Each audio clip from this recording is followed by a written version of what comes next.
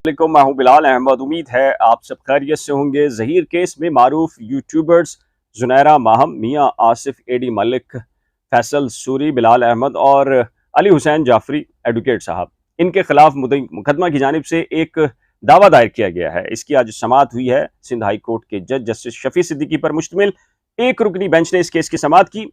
हालांकि मैं कमरा अदालत में मौजूद था, सुना भी, देखा भी प्रोसीडिंग को, और मेरी तरफ से मेरी जो लीगल टीम है उसने जवाब भी दिया। जो कि मुद्दई मुकदमा ने आर्ग्यू किए, उसके जवाब में मेरे वकील ने आर्ग्यू भी किए और जवाब भी दिया। लेकिन इसके बावजूद मैं आज का ये व्लॉग इसलिए बनाने के लिए रजामंद नहीं था, या मैं तैयार नहीं था, कि चूंकि ये रूटीन मैटर है और रूटीन मैटर में क्या बात की जाए। लेकिन कुछ सार्फिन का इसरार है और उन्होंने कॉल्स करके ये कहा है कि आप हकायक बताएं, क्योंकि कुछ गंदे यूट्यूबर्स जिनकी फितरत है जी, बिल्कुल इस तरीके से उन्होंने कहा मुझे कि एक बिच्छू है जिसकी फितरत यह है कि वो डंग मारे बगैर नहीं रह सकता, एक झूठा है झूठ बोले बगैर नहीं रह सकता, एक मुनाफिक इंसान है, सुनता कुछ है समझता कुछ है, दिल में उसके कुछ होता है और जुबान पर कुछ होता है। तो ऐसा मुनाफिक इंसान अंदर और बाहर वही करेगा जो कि उसकी मुनाफिकत है।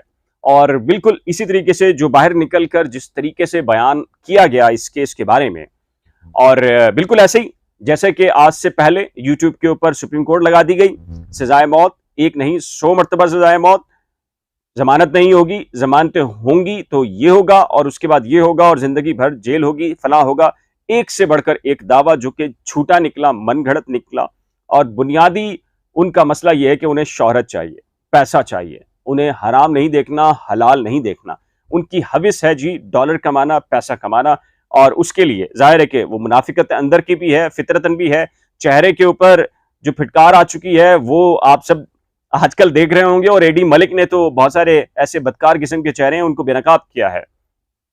किसी और पर उंगली उठाएंगे तो डेफिनेटली आपने जो माजी में जो कुछ किया होगा वो आपको भुगतना पड़ेगा। और अल्लाह ताला बेशक जी जो सब्र करने वाले हैं उनके साथ होता है, और सब्र करने वालों ने देख लिया जी कि अल्लाह ताला ने फिर ऐसे असबाब बनाए हैं कि इनके मकरूहा किस्म के चेहरे अब बेनकाब हुए हैं। और जो सूरत हाल है वो कराची ता लाहौर आया हो चुकी है। और अब फिक्र ना करें जी, अब जो सूरत हाल नजर आना शुरू हुई है और लोगों के आपके बारे में, किरदारों के बारे में पता चला है, पहले से मालूम है लोगों को। लेकिन और अच्छा है कि जी अल्लाह ताला ने, फितरत है, एक सहूलत बनानी होती है, एक रास्ता बनाना होता है आपके बारे में, किरदार के बारे में। वो बाजी में जो कुछ किया होता है वो सामने आ चुका होता है। खैर चले जी, आज की प्रोसीडिंग की बात करते हैं। जस्टिस शफी सिद्दीकी साहब ने मुद्दई मुकदमा के वकील से ये पूछा कि केस क्या है और आपका मौकफ क्या है, जिस पर उन्होंने कहा कि जी सिंध हाई कोर्ट ने एक ऑर्डर जारी किया और कहा इन यूट्यूबर्स को जिन्होंने मुख्तलिफ सोशल मीडिया जो प्लेटफॉर्म्स हैं, यानी कि अलग अलग सोशल मीडिया के इनके अकाउंट्स हैं, इनको मना किया कि जी आप मुद्दई मुकदमा के बारे में, चूंकि एंटी रेप का केस है तो इसलिए ना मुतासरा का नाम लिया जा सकता है, ना इस पर बात की जा सकती है, आइडेंटिटी यानी कि शनाख्त को जाहिर नहीं किया जा सकता। तो लिहाजा अदालत ने इनको रोका था, जिस पर शफी सिद्दीकी साहब ने कहा कि वो रिस्ट्रेनिंग ऑर्डर यानी कि जिस पर इनको रोका गया वो पढ़कर बताएं। ऑपरेटिव पार्ट अदालत को जब बताया गया कि जी इनको तज़हीक आमेज मवाद नशर करने से रोका जाता है, तो जस्टिस शफी सिद्दीकी साहब ने मुद्दई मुकदमा के वकील से कहा कि तज़हीक आमेज मवाद क्या होगा, कहां डिफाइंड है, क्या लॉ के अंदर इसकी तशरीह की गई है। जिस पर मुद्दई मुकदमा के वकील ने कहा कि justice Ajmal, I think so, कि उनका केस है, मियां अजमल साहब का चीफ जस्टिस पाकिस्तान रहे, उनका एक जजमेंट है, उसके मुताबिक डिफाइन किया गया है, तशरीह की गई है कि जी तज़हीक आमेज मवाद क्या होगा। इस पर उनके वकील ने यह भी कहा कि जी गुज़िश्ता समाअत पर अदालत ने आज़ादी इज़हार राय यानी कि फ्रीडम ऑफ स्पीच की भी बात की थी और आज उस पर वो आर्ग्यू करना चाहते हैं। और इस सिलसिले में अदालत ने उनसे कुछ क्वेश्चन किए। अदालत ने कहा कि हम मेरिट के ऊपर नहीं जा रहे, पहले ये बताइए कि अगर एक रिस्पोंडेंट यानी कि मीन्स के बिलाल अहमद रिस्पोंडेंट नंबर 3 और जिया मखदूम साहब मेरी तरफ से मौजूद थे, उन्होंने कहा ये रेगुलर आ रहे हैं, इनकी जानिब से जवाब भी है, बाकी यूट्यूबर्स का बताइए कि आपने उनको नोटिस कैसे सर्व किया। तो कहा कि टीसीएस और थ्रू बेलिफ। तो अदालत ने कहा कि वो तमाम के तमाम का ताल्लुक, एक से लेकर तमाम यूट्यूबर्स का, ये तमाम का तमाम ताल्लुक लाहौर से है। आपने तो उनके मुकम्मल एड्रेस भी नहीं दिए हुए, तो उन्हें कैसे पता कि उनके खिलाफ कोई केस है, हमें वो शवाहिद बताएं, हक़ाइक़ बयान करें। जिस पर उन्होंने कहा कि हमने बेलिफ के थ्रू और टीसीएस में जो दस्तयाब कह लीजिए एड्रेसेस थे, पते थे, उनके ऊपर वो सब कुछ भेज दिया है। जस्टिस शफी सिद्दीकी साहब ने कहा कि ये नाकाफी है, हम अगर प्रोसीडिंग करते हैं तो ज़रूरी है कि जी वो तमाम तर कवायद ज़ाब्तों को पूरा किया जाए कि ताकि उनको ये पता चले कि जी उनके खिलाफ एक केस है और वो कोर्ट के अंदर अपनी सफाई पेश कर सकें।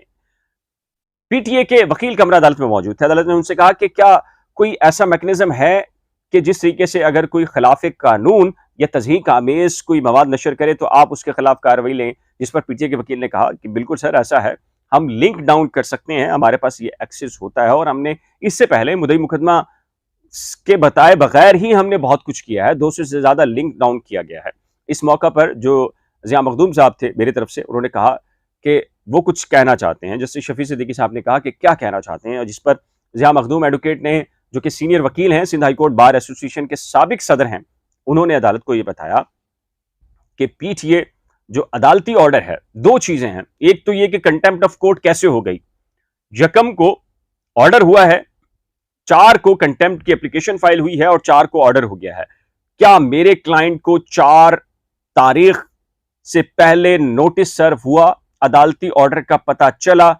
अगर नहीं चला तो डेफिनेटली कोर्ट ऑफ कंटेम्प्ट नहीं होती। जरूरी होता है कोर्ट ऑफ कंटेम्प्ट में कि जिसके खिलाफ ऑर्डर हो या फाइल किया गया हो, उस तक एक्सेस दिया गया हो, उसको नोटिस सर्व किया हो या ऑर्डर उसकी तकमील हो चुकी हो, उसके इल्म में आ चुका हो। तो क्या मेरे मौकफ के खिलाफ था? सिर्फ इतना कह दीजिए मुद्दई मुकदमा से कि वो ये साबित कर दें कि मेरे मौकल के पास था। दूसरी चीज एक और कही जिया मखदूम साहब ने, उन्होंने कहा कि मेरे क्लाइंट के 3 जो लिंक हैं वो डाउन किए गए आज तक, और इस ऑर्डर के तहत जो कि यकम को जारी किया गया, इस ऑर्डर के तहत, इस ऑर्डर में तो यह कहा गया था कि कानून के मुताबिक तो हम तैयार हैं, कानून के मुताबिक पीटीए समझता है कि हमने गैर कानूनी काम किया तो कीजिए कार्रवाई, लेकिन कानून के मुताबिक पूछिए पहले कि कानून क्या है, और कानून को समझना पड़ेगा पीटीए को कि कानून क्या है, कानून के मुताबिक कार्रवाई कर लीजिए।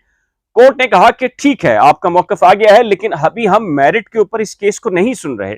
अदालत ने बार बार यह कहा है केस बनता है, नहीं बनता, क्या होगा, कंटेम्प्ट ऑफ कोर्ट बनती है नहीं बनती, प्रोसीडिंग करनी है नहीं करनी, ये हम बाद में करेंगे, लेकिन पहले हम जो बाकी यूट्यूबर्स हैं ताकि उन तक पता तो चले कि उनके खिलाफ कोई केस है, तो उसके लिए प्रोसीजर ये है कि जी हम नोटिस जो रेगुलर इस्तेमाल जारी होते हैं वो होंगे, इसके अलावा जो लाहौर के जो सेशन अदालत हैं उनके थ्रू नोटिस कर देते हैं, इसके अलावा पब्लिकेशन भी करवा देते हैं जी, उनकी पब्लिकेशन के थ्रू भी नोटिस करा देते हैं ताकि उनके इल्म में यह बात आ जाए कि जी उनके खिलाफ कोई केस है। मैं आपको एक कानूनी चीज बताता हूं, जरूरी है कि किसी भी इंसान को कानूनी तरीके से जो नोटिस है वो सर्व हो। अगर वो सर्व नहीं होते तो उसकी कानूनी तौर पे उसके इल्म में नहीं होता कि उसके खिलाफ कोई केस है। कहीं अदालत ने ये नहीं कहा कि ये इश्तिहारी होंगे, मुल्जिमान का जिक्र कहीं नहीं है। देखिए ये केस दावा है, ये मुल्जिमान नहीं है, दावा दायर किया गया है, यानी कि एक्यूज इस केस में नहीं कहलाएगा, ये क्रिमिनल प्रोसीडिंग नहीं है। एक दरखास्त गुजार है, दूसरा फरीक है जिसके खिलाफ दरखास्त है, इसमें मुल्जिमान का जिक्र नहीं है। लेकिन चूंकि आपको पता है कि सस्ते यूट्यूबर्स 2 नंबर किस्म के काम माजी के अंदर करने वाले और इनका रिकॉर्ड है, और उन्होंने इश्तिहारी भी करार दे दिया मेरी इत्तला के मुताबिक, कुछ दोस्तों ने मुझे बताया, और ये कहा कि इनके घरों के बाहर चिस्पा किए जाएंगे पोस्टर्स। और भाई 788 और 87 की कार्रवाई क्रिमिनल प्रोसीडिंग होती है, उसका इससे ताल्लुक नहीं है। मैक्सिमम कोर्ट ने सेशन अदालत के थ्रू इसको नोटिस की सर्व करने का कहा है 3 हफ्ते में, और कहा है कि जी अगर इसके बावजूद उनके एड्रेसेस का पता नहीं चलता तो फिर हम इसको अखबार में पब्लिक कर देते हैं ताकि कहीं ना कहीं वो मौजूद हो तो अखबार के जरिए उनको पता चल जाए। सिंपल सी चीज हुई है, इससे ज्यादा, इससे बढ़कर कुछ नहीं हुआ। जी हाँ, इसीलिए मैंने ये जो लफ्ज लिखा है थंबनेल के ऊपर, लानतुल्लाहि अलल काज़िबीन, ये क्यों लिखा है? क्योंकि जाहिर है जो कुछ उन्होंने बयान किया है बिल्कुल सादिक आता है। अब तो उनके चेहरों के ऊपर से भी नजर आना शुरू हो गया है, फिटकार भी है जी लानत के अलावा। और एडी मलिक साहब ने तो कमाल कर दिया है जी। और इस सिलसिले में अब 3 हफ्ते में ये सारी तकमील होगी, उसके बाद महीने के बाद ये केस लगेगा। जब ये केस लगेगा, प्रोसीडिंग होगी, तो जी हम हाजिर हैं। जो कानून के मुताबिक जिसने कुछ बयान किया है वो ठीक है, जिसने खिलाफ कानून कोई चीज़ की है तो जी कोर्ट में आए और सामना करे। मैं भी कोर्ट में आने के लिए तैयार हूँ, क्या गलत है और क्या ठीक है। इस सिलसिले में आपकी राय क्या है आज के इस व्लॉग को सुनकर?